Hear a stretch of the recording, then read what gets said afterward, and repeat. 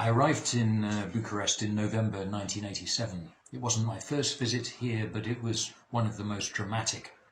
On the very first evening, I was invited with my colleague Pat Koza from UPI, an American news agency, to the British Embassy. And we were sitting chatting about this and that with a British diplomat there. And at some point in the evening, as we were drinking beer, he passed his name card. He sort of slid it across the table to me. And then he gestured with his hand to turn it over. So here we are in 1987 in Bucharest, and a British diplomat does not feel free even to speak openly within the club deep inside his own embassy. And on the back of the card was a name, Silviu Brucan, and an address, Hedestral Park in Bucharest. And a phone number, of course. But clearly from the gesture of the diplomat, we were not supposed to ask more questions about it. He'd wanted to do it quietly without anyone who was listening to our conversation knowing anything. So the next day, not from my hotel, but from just a telephone in the street near the Intercontinental Hotel, just down near where the metro is, I rang the number. The Professor Brucan was curious who I was, which media I represented. At that time, the BBC and the Independent, a daily newspaper in Britain, and Pat Koza from UPI, so an American news agency, and he invited us to his house. And we went there, we walked in the door, he was waiting for us, and his first question was, "Do you know who I am?" And we had to confess we had no idea who he was. And then he took us down the corridor of his house and he showed us pictures of himself with Richard Nixon, with Gerald Ford, different American presidents. And then he handed us two pieces of paper.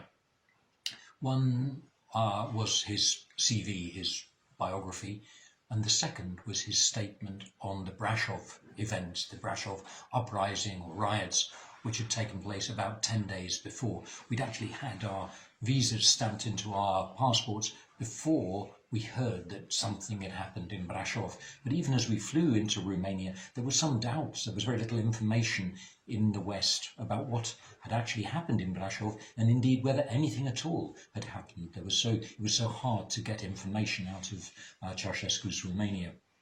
So we sat down with Professor Brucan and read the two pieces of paper which he prepared specially for our visit. One described his own past as a communist, of course, as a Marxist, as a former editor of Schintea, the Communist Party daily paper, and also his rather glorious diplomatic history representing Romania at the United States and the United Nations, also his continued membership of the Central Committee of the Communist Party here in Romania. And then came the second piece of paper, which began the workers' demonstration in Brașov, shows that the cup of suffering of the Romanian working class is overflowing, and so on. Basically, it was a remarkable letter with this man very close to the regime breaking with it and saying that the poverty, the suffering in Ceaușescu's Romania was too much. And as a Marxist, Mr. Brucan was worried that what he called a rupture would take place between the Romanian people and the party, which of course he was still a prominent member of. So it was Professor Brucan breaking with Ceaușescu and his regime. Mr. Brucan, after that, everything on those two pieces of paper was on record, but he also spoke to us off record about what had actually happened in Brașov. He gave us a lot of details of what had actually happened. He was the first communist official of any kind to confirm to us that something had happened in Brașov. After our meeting, we were very worried. Pat and I, we were worried that if the party knew, if the Securitate knew that we had that letter, perhaps we would be involved in an accident. We were actually physically scared of what might happen to us then, that perhaps the Securitate might try to stop us getting news of the letter out of Romania. So we decided not to try and report it from Romania, but basically to take it back, in my case to Budapest, in her case to Warsaw, before publicising it. But first of all, of course, we had to go to Brașov. We wanted to go to Brașov. We hired a car. We'd done an interview earlier that day, or at some point then, at AG Press, then the Communist Party news agency, and they asked what our plans were, and we told them quite openly, of course, we'll be going to Brașov as well. And the man said to us, nothing happened in Brașov. We said, well, we heard these rumours, we have to go, we're journalists, we're colleagues. He said, of course you must go, it's a free country. So we set out in our hired car in the snow to Brașov. We checked into the only hotel in town that we were allowed to stay in, the Hotel Carpații. I think it's changed its name since then. And we set out to try to find out information about what had actually happened there. We were followed very closely by a man in a big anorak wherever we went. I'd been living by then in Eastern Europe, in Hungary, and visiting Romania several times. So I was quite used to being followed. It happened to me all the time. But this man was not the normal kind of person following you, surveying you. He was, normally they didn't like to be noticed, but this man wanted us to know he was there because he wanted to intimidate us and prevent us talking to anyone. So we developed a few tricks. We would speed up suddenly, walk up to someone in the street speaking German or French or English and say, excuse me, can you tell us the way to the Black Church? We're journalists from America and Britain. What happened last week? In one sentence, that fast. Some people ran away from us. Some people just told us the way to the Black Church. And one or two rather brave people told us, you go left, right, straight on, 10,000 people on the street. Many people have been arrested. And then they would walk on. We'd thank them politely. So using this technique, we tried to collect information. At one point, a man replied to us, 10,000 people on the street, big riots, lots of arrests. Meet me at the bus stop over there at 9 this evening. So effectively, that man, whose name turned out later to be Mihai Barsan, who was a worker at the factory, like many of the factory workers there who'd taken part, in that spontaneous outbreak of anger with the Ceaușescu regime.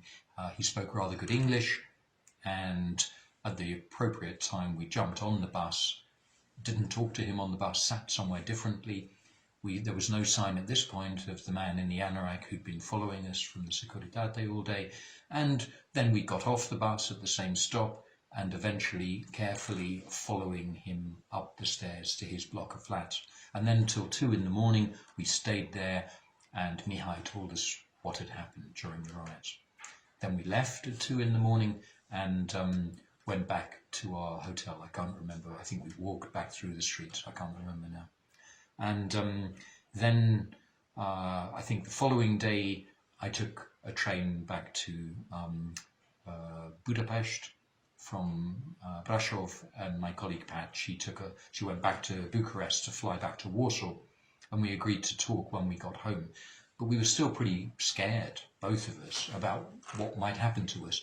Not only now had we got each of us our own copy of the Brucan letter, but we now had eyewitness reports of what had actually happened, an event, a crucial event, as it turned out to be a precursor of the 1989 revolution. Of course, we didn't know that then. So both of us are afraid that something might happen to us, an accident might be arranged in some way or whatever. I hadn't actually slept by this time for 2 days. It was too strenuous, too exciting, too dramatic, the whole thing. But I had tried to memorize the letter, Brucan's letter, in case it was taken off me at the border as I was crossing. I got onto the train. I think it was leaving at 10 o'clock in the evening. I had a ticket. I had a first class, not a sleeper car, but just an ordinary, in the compartment of the car, a sitting place. And the drama continued there, because having squeezed into my place in this compartment, I felt something cold dripping on my head. And I put my hand just on my head to see what it was, and it was blood. Cold blood was dripping onto my head from this parcel. As I saw, it was a parcel on the luggage compartment over my head. And the kind of mental, stressed out state I was in, I kind of assumed that this was somehow part of some plan by the Securitate to make my life even more miserable than it was at the moment. I asked around the compartment who this wrapped up in newspaper and string, this parcel which was dripping blood on my head belonged to. Of course, no one in the compartment claimed it. But I wasn't going to sit all night on this long train journey to Budapest having cold blood dripping on me from whatever this was. And I imagined this might be some attempt to frame me. Perhaps I was going to be accused of being a murderer or something. So I just took the parcel down,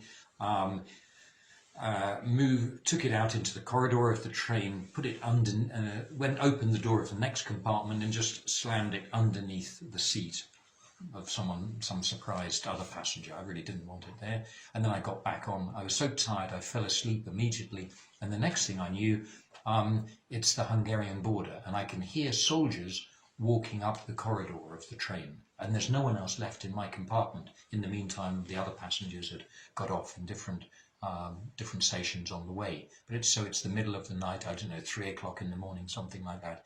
And I can hear the soldiers coming, and I still have in my inside pocket Brucan's letter, because I'd been planning, before we got to the border, to hide it somewhere, but I hadn't really thought of where.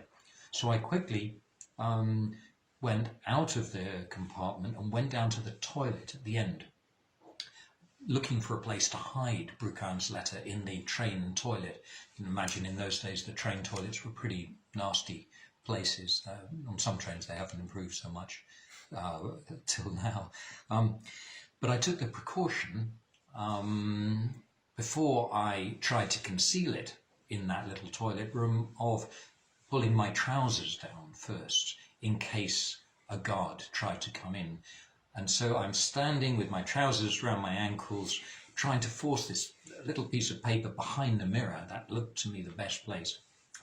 When suddenly a soldier kicks open the door, which I'd obviously locked. But he managed to kick it down, and there am I standing with my trousers around my ankles, guiltily at the mirror with Brucan's statement half stuck behind the mirror. At this, the young soldier, just a young, ordinary, uniformed conscript soldier, immediately apologised and left the toilet.